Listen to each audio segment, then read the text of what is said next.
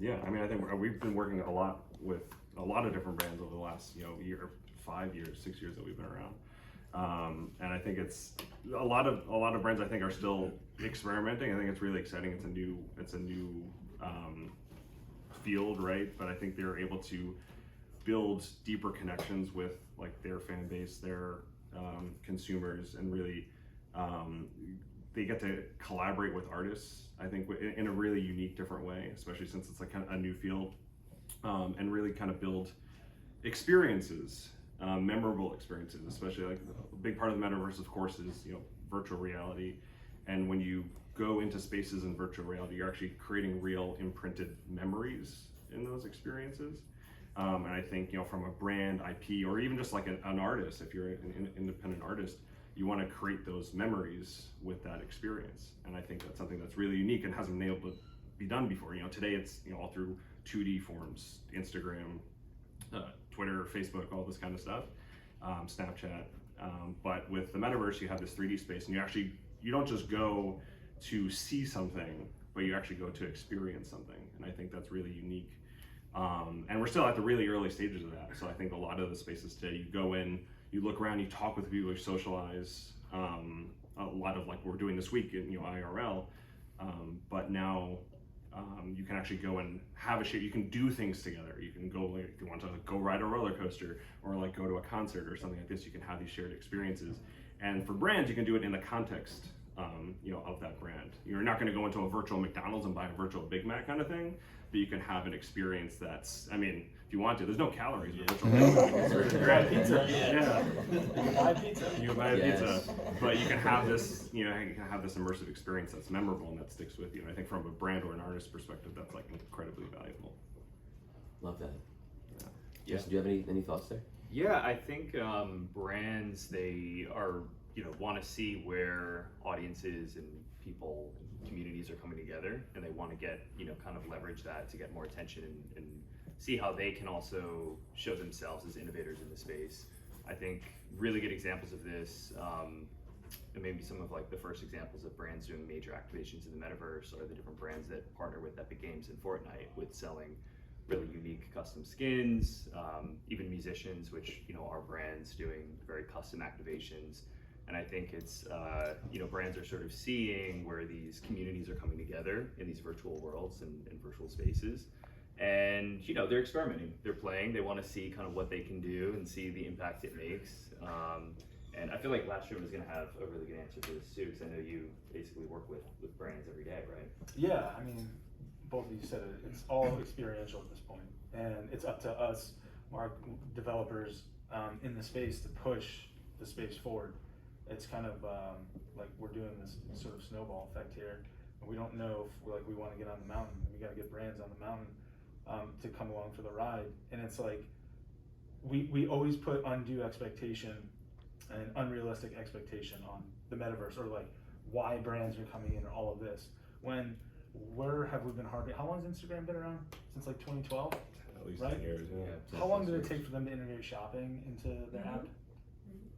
Maybe 8 years. I think shopping just came around like 2 years ago, right? So it took them 8 years to get something like that core technology integrated into their system. And so when people say, well, why should I come in, or what can you do? It's like, that's like saying, looking at Instagram, they're like, okay, what can I do here, right? And we put these undue expectations on why brands should come in or why we should be doing stuff, when let's just all build the space together and highlight what we can do and then push the boundaries. So at this point, it's all experiential, and that's not in a bad way at all. It's just that we here, as avid people in the community, need to push those experiences further, where the community, the connectivity, things that might seem so common sense just don't exist yet. And so I always try to sort of pull back the expectation of what we should get out of the metaverse today versus 5 to 10 years from now. Excellent. No, that's amazing. And I would say, just from our perspective at Landvault, it's fascinating to me to see how the brands are even coming in and entering the space. How are they experimenting? We're working with 2 national armies around recruiting. So they're thinking, okay, well, we want to connect with the Web3 or this broader crypto ecosystem. So what better way to do it than to build an experience inside the metaverse that allows us to broaden our reach? So I thought that was amazing. A 200-year-old financial institution that we're working with, similar dynamic, where their experimentation inside their world is around recruiting as well. They said we're losing so much talent to Web3. So what better way than to go capture the minds and attention of them than to build our experience, kind of share our story, build our brand, maybe a virtual twin of maybe one of their buildings. I think a lot of it too is right. Like, so if you look at like Gen Z, millennials, like, if you want to like put a generational like lens on it or not, because people are spending more time in virtual spaces, whether it's like Roblox or Fortnite or whatever it is, and people are finding more value into like their identities in these virtual spaces, and whether it's a brand, whoever it is, like just trying to figure out how they can have that experience in that space, because it's so important. Like people there's an expectation, right, that they're there all the time. Or if you think like in the future, there's going to be this expectation that I can go to a 3D space to hang out with my friends or do whatever it is I want to do. And obviously from like in a brand perspective, they want to figure out how to be there. But I think just from a very human perspective, people just want to have that sense of connection in whatever context that is. So I think that's why the stuff is becoming like so valuable and so like indispensable. Yeah, absolutely. And I think that's a great segue, into kind of another thought that I had is, how do we feel about these immersive environments creating a stronger bond of inclusivity than the traditional flat social media, that we're used to? And then any examples that you've seen in the community that creates that deeper bond within this more immersive dynamic? And I think you kind of touched on it. Yeah. I mean, can I do something weird? I mean, Cece, you're like, we're in a small room, like you're literally here, and like one of our top like community builders in terms of someone who is like, I mean, I don't want to like put you on, I'm not putting you on a hot seat, but like we're in a small room. Here, come here. Cece, you're Hot seat right here. You're on the hot seat. Like, don't listen to me, like listen to like Coin Laundry and Cece, who are like literally like, they've built their own communities, like on the platform and connecting with people, like no matter where you are in the world. Like, you live in Hawaii, but you're like hanging out with people like in like all over the world. East Coast, everywhere. Yeah. Borderless community. And like sharing experiences together. It's not just like a voice chat or video chat, like where you're looking at like a 2D screen, but you're like, let's go to an art show or let's go to a concert together. We did karaoke for someone's birthday last week. Love it. It was better than real karaoke because it was so bad and it was so fun. Okay. Like, it was That's why we do karaoke. The only reason to do karaoke is to laugh and have a good time. And in the spatial environment, we did that, and it was across the borders. We were like from Brazil, from the UK, like everywhere. And it was like you said, Jake, we were making those memories because we were in this 3D immersive experience, and it wasn't flat, flat 2D. Yeah. So yeah, and that grows us stronger because when you connect with someone, when you laugh with someone, they become part of you. Yeah. That's true. Just to touch on that, like I think COVID really highlighted the fact that we require connectivity and community, and for so long we've taken it for granted with, again, Facebook and Instagram. And I like to bash current social medias because, again, it's this expectation, and we take it for what it is. We get on Instagram and that's how it is, and we take it for granted. And COVID really highlighted the fact that we are sort of global, and I can look at your Instagram and mine in these flat spaces, but is that really like connecting with somebody, right? Like it's a sort of a meta question, and COVID really highlighted the fact like, oh wow, we're all stuck at home. We can't go out, but we are yearning to be on a Zoom call or to like have some laughter with somebody else. And what better way than to do it in a virtual space? And so I think if we can really understand that we require that connectivity and how to build unique experiences around that, we won't be taking the technology for granted like we have been for so long. And so that's why I think it's important to understand how these communities work together or what they want to see, because again, it is a requirement for us. And so how do we get into the brands, like do it properly, where it's not this like brand takeover, but a true connection globally with no barriers, right? Love that. Any thoughts there, Justin, from what you're seeing? Yeah, no, I mean, I agree. I think in sort of the virtual space, you have the opportunity to build something that's different from the real world. And so creators, people, users should take that opportunity and really be able to bridge those sort of geological barriers. And I mean, I love that. There's so many creators across the world coming together in these virtual worlds that otherwise wouldn't be able to, or would have to have a much, I think, like horror experience without having that sense of immersion and that sense of interactivity, it's a really interesting thing seeing people, you know, just working with customizable avatars, customizable spaces, really seeing how people fully express themselves. You know, it's really amazing, and being in a shared space with another avatar, really, it's a really interesting thing. You know, you do feel connected with them in a different way than you would just over voice. So Isn't it funny though on that, like on Zoom, you can change your background and pretend like We you're somewhere, change it. Yeah. right? Like, and that's like you being creative. right. And so in the metaverse, you have like this total abundance of opportunity to be different with your virtual avatar versus just like a green screen.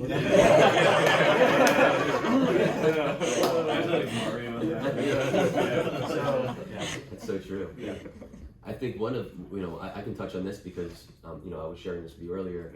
So we have a team of almost 200 across the globe and representing 25 different countries. So it's, you know, far and few between, maybe sometimes during conferences, that we all get to kind of come together. So for us as a metaverse building company, it's so important for us to then also be able to be belly to belly in as, you know, as much of the sense as we can be. But we did, you know, every 2 or 3 weeks, our product and tech teams bring us together for a fireside chat to just kind of update everyone on what's the status of certain initiatives, what are we building, how are things looking, and we did it in spatial. And it was so special because you had your avatar, but then you had your little window, you know, you had your face, so you could still see and interact. You have the avatar and you can customize that as much as you want, but then you still got to see the facial expressions and, you know, feel as if you were almost in that same room with them as you can. So, you know, bringing us together even is just so special, just for us as we're growing and building as a company. I think it's interesting too. Like, you know, we've been around a long time. As a company, we started as an augmented reality, virtual reality company. Right? We were like companies or enterprises would use our platform to collaborate with one another through augmented reality headsets. And then over like the course of COVID and stuff like that, obviously it was very hard to get people and companies into those headsets, and we were forced, you know, to put spatial on other platforms. And there was this underlying assumption with, you know, we're not calling the metaverse or virtual spaces and Web3 and stuff like that, that you had to do it in a VR headset to like really have that experience. And while like, yes, the best experience is still in a VR headset, it's still that like, holy shit kind of like moment. It's still like, it's so effective to do it just in a web browser or like your phone. And just having that connection, like you're saying, like laughing with someone or something like that, even through like a third person view, is still remarkably effective. And I think once you kind of realize, hey, this doesn't have to be this like, you know, Meta's vision, you know, whatever, however you feel about that, of like being in a headset and stuff like that, like that'll come eventually, like when everything looks like, you know, our glasses. But that was like the biggest eye-opening thing for us, is like, hey, the web browser like works to do this, and that's also important too when it comes to onboarding people into this space and getting people access to it. You have to meet them where they are, because most people, like, they're not going to set up a wallet, they're not going to put on a VR headset. I mean, I have obviously a VR headset sitting right next to me all day, every day, and I still use spatial in the web browser 99.9% of the time, because it's just easier. It's just easier to do. Yeah, no, it's not. It'll be there in 3 to 5 years, which is what I've been hearing for 10 years. So, like, you just have to be real, and it's like, yeah, it will get there, because companies are investing billions in it, but if we want to make a reality today, you have to just realize that the web browser is not this, like, it's not some old technology you have to like be afraid of. Like, it's incredibly effective to have this kind of experiences that way. What you know, so that kind of leads me to the next thought, and the next question is, you know, will there be a catalyst? Is there a catalyst, or does there even need to be one for the next 10, 50, 100 million people to be onboarded into this virtual environment, these virtual environments? You know, is there one, and if so, what do you guys think that potentially could be? I mean, if you guys want to, I want to. I think it comes down to user experience. You know, I think if you want to get those massive numbers of people into these virtual worlds, the user experience kind of has to be flawless or better than Twitter, Instagram, Discord, where communities are already coming together. Or it has to be on par with AAA games. You know, I think we're seeing massive amounts of people in these virtual worlds on platforms like Roblox, Minecraft, Fortnite, and you know, those platforms have done a really, really great job of creating a really incredible user experience and also knowing their audience, right? And so I think it just comes down to user experience. So as we provide really great experiences for those end users, for creators, for developers, for people exploring these worlds and sharing them with others, then we'll get to see more and more people coming in. Yeah, no, I totally agree. I think that user experience gets back to the user expectation. Yeah. And we keep putting that, again, weird expectation on the metaverse. And I hope the catalyst was FTX, honestly. What was it, a year ago, we were talking about NFT roadmaps and they had utility, right? And part of that was this word metaverse on them, right? And so really wasn't big until Facebook announced that. And so I kind of want to see that go away because people put an undue expectation that it should be in VR. Well, why aren't we saying to Epic and to Grand Theft Auto, Rockstar, and Blizzard, make your games VR? We're not doing that, right? And these are AAA games. Call of Duty just sold $800 million worth of Modern Warfare 2. Do we care to be in VR in that, right? Like, we don't, right? So that expectation isn't there because that user experience is there. And so, getting back to that, we up here on this panel and in this room need to let the dust settle, let all the scammers and people and all the buzzwords sort of die, and then let's see what we have to pick up with and run forward to create user experiences with an expectation that's realistic. That isn't why are we in VR? That would be my sense on like the catalyst. I think is here. We just have to figure out how we wade through the dust to move forward with those expectations and experiences. Yeah, I think that's right too. Like the word metaverse is definitely. I think a year ago it kind of popularized the idea of like virtual spaces, but it taken on kind of a different meaning over the last year and different expectation. I think also, especially like at least within like the Web3 industry, the people who are like in it day to day, there may be some expectation of like metaverse or immersive spaces has to mean like NFTs in some way, and I think that's bled out into like the public conscious too. They're like, oh, metaverse, that means I need a headset or I have to. There's this like NFT crypto thing, which sounds scary. Like people are losing money. Like I don't want to do that kind of thing. So it's definitely user experience. It's definitely the onboarding, but it's also not something we're gonna like wake up tomorrow and there's gonna be like billions of people in it. It's definitely a slow process, especially as like the generations who get it and are in it every day, like, it depends on also what you call, a metaverse, right? Like Roblox and Fortnite and like these things are like, they're virtual spaces where people are hanging out and doing things and together. But it's definitely going to be kind of a slow and steady growth, and as more, entertainers and brands give people a good reason to go to these experiences, not to be like, hey, go claim this NFT or do this like thing and we want to sell you this thing in this virtual space. It's like it just becomes the next obvious way of interacting socially on the internet with people.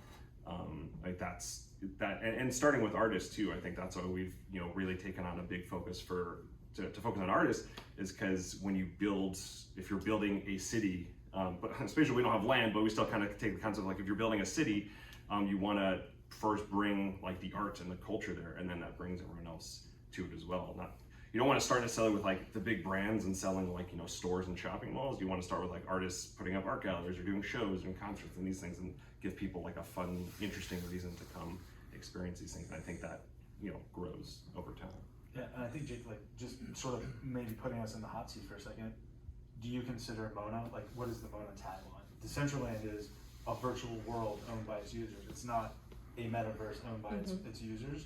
And so like understanding those taglines. Unfortunately, Last Light says we're a metaverse development studio, so I'm sort of being a hypocrite in saying that, right? So again, put it on us to kill that word. I'm sure Mona isn't, are you saying you're a metaverse? You're probably saying you're a virtual environment, right? Or something like that, and same thing with spatial, and maybe not. And if so, it's up to us to sort of guide those decisions, because we all sort of seem to agree that that word doesn't really mean anything to us, especially in the taglines of the platforms we're on.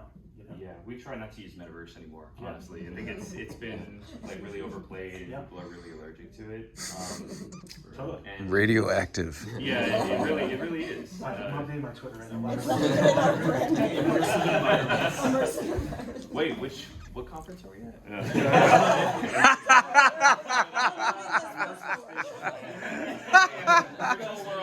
Virtual world. No, we got a marker. Marky Metaverse is a whole new meaning. Yeah. Marky. That's fine. No, I agree. And I think at the end of the day, I think it's content, right? Like I think it's around the building those experiences that will then drive those users to come. You know, I think what we've done is we realized even in our current state, we've scaled up to so many, you know, builders internally full time. So we have almost 130 at this point. Even in our current state, it would take us over 50 years to build the first 100,000 experiences. So from a scalability perspective, from a content perspective, we can't do it alone, so, right? So Lastraum, like there's just not many of our studios that can do this. So, you know, we just envision a world where we can at least, we're hoping as a product and tech company to create the platform that would essentially decentralize us and our ability then to find all those builders throughout the world that can build in these virtual worlds, whether it's the lower fidelity experiences or the higher fidelity experiences like Mona or Spatial. So yeah, so I think a lot of that, I think once you start to build the content, authentic, genuine content, you know, ideally that starts to just. I think over the last year, like we've all used the term metaverse because yes, like Facebook Meta like popularized it, and that helped like for a period of time, like people got it a little, like, I mean, to some extent, a little more quickly, but obviously it's become radioactive over the last year or so. But I think also like we always agree, like we're not like Spatial, Mona, or whatever. We're not trying to be like the metaverse. We're trying to be like a virtual space to do X, and like the metaverse is going to become like Mona and Spatial and decentralized. All these things like coexist, and you go to these different things to do different type. Whether you come to Spatial for events, you go to Mona to like experience really dope environments or whatever it is. Like we all can coexist. We're not like at each other's throats or whatever. Yeah. And just like today, right? You go to like Google to do X, you go to Twitter to do whatever, and they all, you know, coexist in some form or fashion. It's going to be the same, you know, type of thing. And I always think about it like today we have like the web browser. Everyone uses, you know, Chrome or Safari or whatever, and you can still access any website through that same web browser. I think like the avatar is going to be that for the metaverse. You know, like Ready Player Me, they're in like thousands of virtual platforms today, and that's something that you take with you, and it's kind of like the constant as you go through these different things. So I think like those standards are important, but just like again with a web browser, you can go to all these different things. Same with like all the platforms that exist today or will exist, you know, in the next 10 years. You go to each one to do its specific kind of experience. So I think that's pretty key to remember too. Yeah, for sure. So the other, you know, another thing that comes to mind is, you know, when it, sorry, I just like lost my train of thought there. So I think what we spoke about earlier was around like this bull, you know, the last year and a half, we saw this raging bull market. I think the metaverse or whatever, you know, we lump our, you know, our little niche community in, I think it helped put us on the map. I think COVID helped expedite that, you know, like Lastraum mentioned before. When it comes to, you know, this element of just the different cycles that we have to experience in crypto, right? These super crazy bulls, and then you have these bears, and then you have the catalysts or some of these bigger events, right? Like the issue with FTX. What were some of the most valuable lessons that you guys took away, or maybe taking away currently? You know, as we saw a lot of the noise, a lot of distractions in the bull, but now as we can all focus, put our heads down and build in the bear. Any valuable lessons that you guys can think of? I mean, for us, thankfully, we had like at Spatial, we don't have our own token, we don't have land or anything like that, so we are pretty, you know, we can not entirely affected by like, you know, how like the crypto market and stuff runs. Obviously, our artists are definitely affected by it. You know, we support ETH, Polygon, Solana, those kinds of things. But we want to always make sure we have a platform where artists can be building. You know, there's no, you know, not tied to any token or crypto or anything like that. But you can tie it to things if you want to help monetize and stuff off of that. But insulated. We've definitely been, you know, grateful to have been insulated from a lot of that over the last couple of years. But again, to know like, you know, there's definitely a chunk of our community who's, you know, very involved in crypto and NFTs and things like that who have been. But it's definitely the time like to build, like you said, like you build in a bear. This is when you like building your community, right? That's what it's really all about. Not trying to like put out some giant project and sell as much as you can. You like find your community, and there's nothing wrong if your community is, you know, 10, 20, 30, 50 people, as long as you have your community of people that, you know, care about what you care about or care about the art that you care about. And I think that's what we found. Like Spatial is made up of thousands of communities, and, you know, some of them are huge, some of them are thousands, some of them are, you know, 10, 20 people, but they all can find each other and build together and just hang out together. And I think that's what we've seen over the last couple of years. So it's been pretty key. Yeah, definitely less. I think like a lot of speculation has ended, or folks who aren't here for I think genuine reasons. I mean, you're always gonna have speculators, and not necessarily always a bad thing either. But I think one of the things that we're seeing is that the people who are genuinely here because they care about decentralization, they care about virtual world building, they care about creating art. Those people are still here, and I think that's like one of the most valuable things is seeing there's really true community here, and we're still going. So it's again, it's like really a great time for everyone to be building and working together. Yeah, I heard someone say something really funny the other day, like the bear market kind of kicks, it gets rid of all the tourists. The people come just there for the short term, trying to, just see. Yeah, no, that's a great way to put it, because I agree with what you're saying. Like, now, for me, Web3 and blockchain technology can sort of thrive at what it's meant to be. And I always take it back to, like, if you could invest in the actual internet itself back then, people wouldn't have invested in all of those shit browser and things that you could do, the dot-com bubble, right? No one was investing in like an internet coin. They were investing in those companies building on top of the internet, unfortunately, right? So that's where we were at, right? We just have this ability now to invest in actual Ethereum and things versus understanding what we can build on top of it. And so, like Jessica just said, we got all the tourists out. Now let's let the technology thrive with understanding how blockchain can leverage creators across the globe, connectivity across the globe, true ownership and value in gaming, in anything, in digital subscriptions, in connecting with communities as brands and things like that. That true understanding of the technology, I hope, will finally take light, because a lot of the buzz and the tourists focus on the wrong thing, like Metaverse and VR and NFT trading and floor prices, when they don't understand the possibility that you can create your own content, sell it, leverage it, work with Landau, get hired by Samsung and become a virtual clothing creator. So I think hopefully that's where I see the focus getting back to the actual core technology of what this whole space is about. Excellent. No, all great points. So what, maybe we'll end with one last question, and we'll end with some final thoughts, and if anyone has any questions. But what excites you guys the most going into 2023? I mean, so many things. It's funny, like I said, we've been around a long time, and a year ago we spatial kind of evolved into this like artist focused platform, and we naturally evolved into that space. So, and we didn't have legs a year ago, and now we have legs. Like a very little thing, which is like makes this huge impact. So like just thinking about where we'll be, like at Metaverse Miami 2023, like in a year from now. It's hard to fathom because we don't really know what the platform is going to look like in like 2 months, just because things evolve so quickly. But I think evolving from a space, becoming like almost like a Web 2.5, Web 3 like social network, but really doing more than just like going and hanging out and talking to each other socially. Like you can go and being able to go and do things, and then I think starting to unlock different forms of monetization and things like that too. So not only can you go and do things, but as an artist or creator, community builder, whatever you're doing, it starts, I think 2023 is when it starts to become, on a wider scale, more like beneficial, potentially commercially as an individual to like be partaking in these spaces. Like you're spending the time now again to build, and I think it'll start to pay off next year. And it'll just start to be like more fun and more interesting. And I think as the technology gets more capable, the types of experiences you can have will get more interesting. I think there's still a lot of spaces and platforms today where like the environments are wild, but I think we haven't even fully realized like how I think you still see a lot of spaces on all the platforms that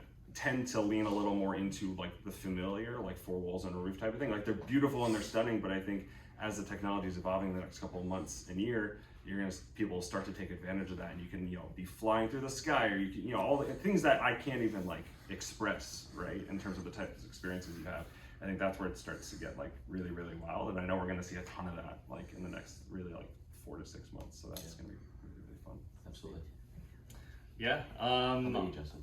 Yeah, I'm really, really pumped to see what people are going to be building over the next year, and just working day to day with the creators on our platform, seeing just the wild things that they're coming up with, and seeing the incredible spaces and environments and interactive experiences that are being built.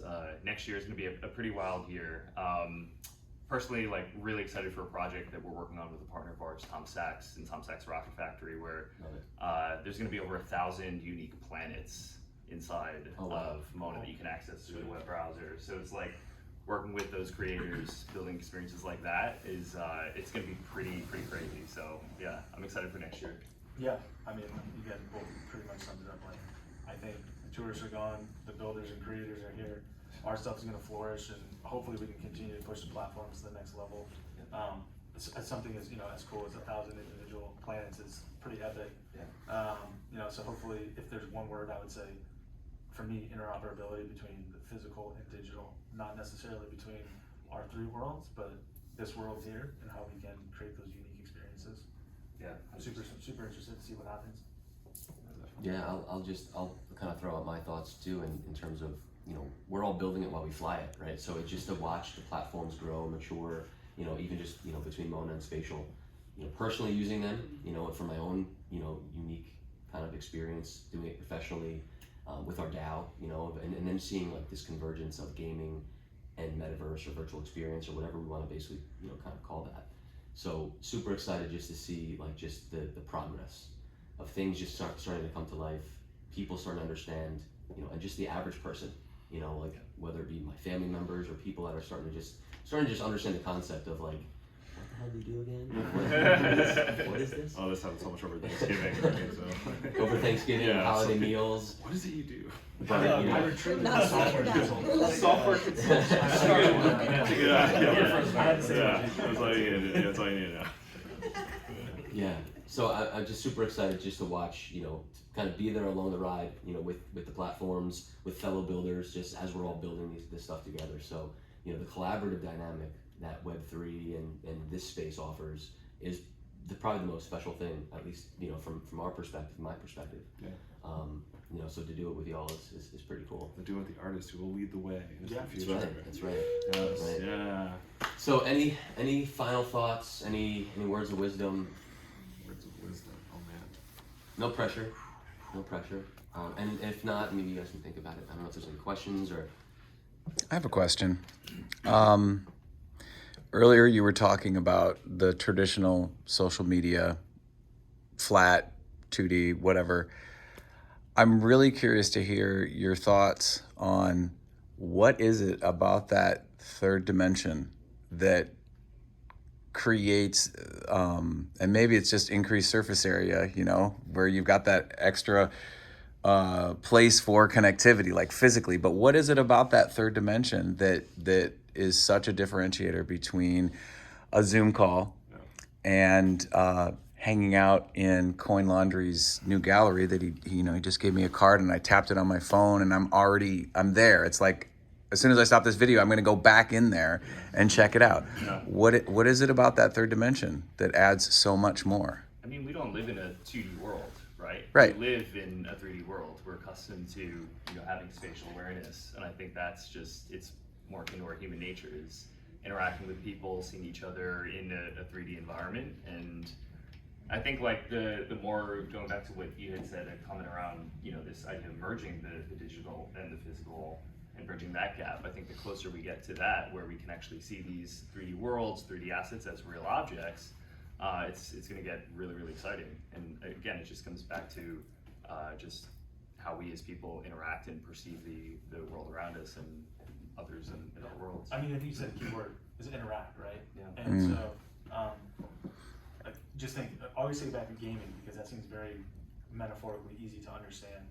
Atari was flat, Pong. Grand Theft Auto was actually a bird's eye view, sort of, right? What's the better GTA?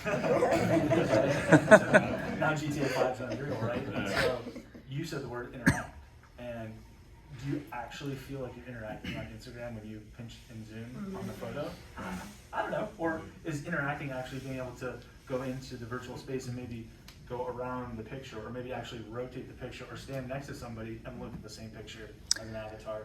So I think that just that word, it's interactivity.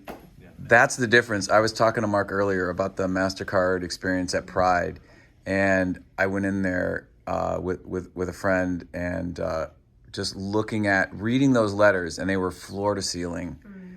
it had such a different impact. I mean, I got chills. I'm getting chills right now just recalling it. Just being there and reading these letters to their earlier self, right? Did you go there? Did you see those? Yeah, and that's exactly too. Like when I talked at the beginning, like that's like an imprinted like memory that you have. Like, what did you remember when you were on Instagram and like took a photo? Like you have this like imprinted. Like I was there. Yes. Like I saw this thing. Yeah.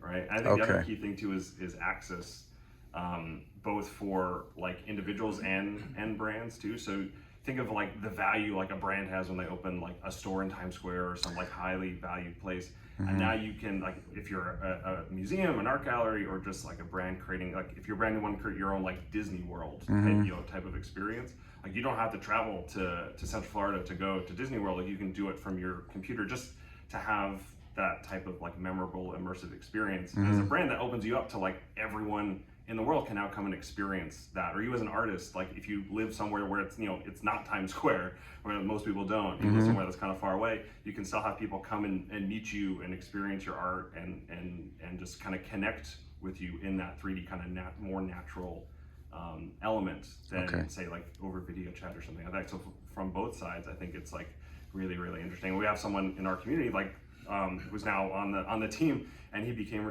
Tyrone of Fine Spray Paint Art.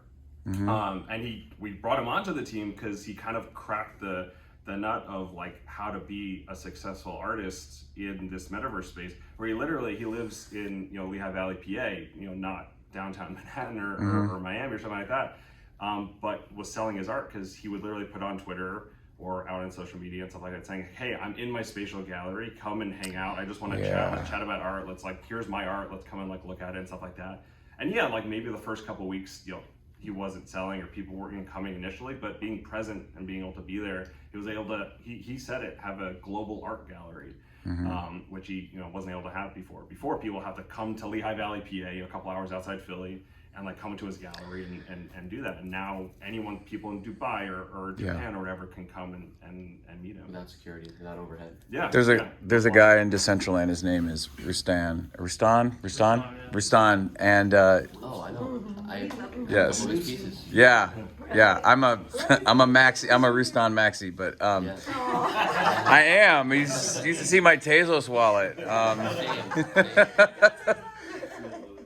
But no, he almost word for word the exact same story that he has, where he would have an opening, right, and he could only spend a certain amount of time with each person. And he told me this thing where like, I hope he doesn't get upset, but like if he was talking to somebody and knowing how valuable his time is when he's got that gallery opening and he's got to spend the money for these video things and to hang stuff on the wall.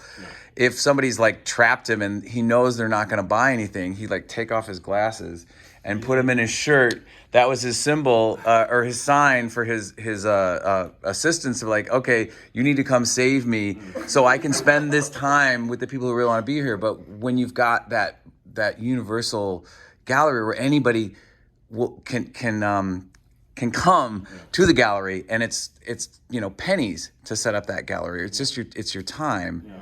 Then you get the people like you or me that go to their gallery and be like, yeah, you know what? How can I buy this? And it's literally you point and click, and you've bought that piece. Yeah, exactly. Okay, thank you. I would just add to that. I mean, everything else that these guys said was spot on in my opinion, but I think that third dimension is the immersiveness, right? And I think there's an emotion that you evoke by being in that having that extra dynamic. So yeah, echoing everything that they said there, but that immersive, truly feeling like you're actually in that space. I think that's the key part, man. That's that it allows for deeper connections and these greater emotional reactions and connections with other people that you just don't get in 2D spaces. Yeah, very For cool. sure. And actually, Decentraland, I was surprised, and it kind of helped pull me in and really sold me. I wasn't convinced you could have like meaningful, deep connections with people that you would never encounter in other places. And I mean, I have some of my best friends now I've never met in person. Live like in Portugal or Denmark. And it's just like it's such a wild and it's really so when that first like kind of aha moment, it's like wow, this is gonna be something. Yeah. So that's cool. Well, this has been a lot of fun. I don't know if you have Thanks, any Mark. thoughts, any closing remarks. Just remember to wear your sunblock here in Miami. Yeah. You're allowed to eat Metaverse eating in Miami, so. Don't Yes. get burned in the real world.